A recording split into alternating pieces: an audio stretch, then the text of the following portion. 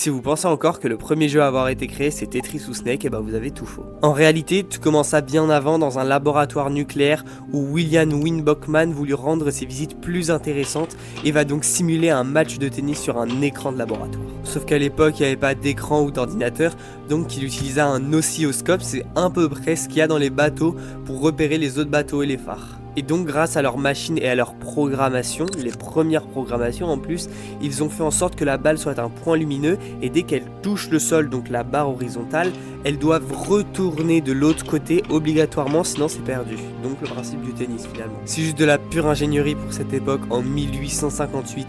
C'est la première fois qu'on a eu un vrai jeu vidéo et c'est là que ça a commencé. C'est pas Tetris, Snake, c'est vraiment ici que ça commence. Donc le premier créateur d'un jeu vidéo c'était un putain de physicien avec une blouse blanche et ça c'était il y a moins de 100 ans. Donc on imagine ce qu'on a maintenant, on a Valorant, des trucs de malade avec des spells dans tous les sens. Alors on peut aussi se demander qu'est-ce qu'on aura dans 100 ans.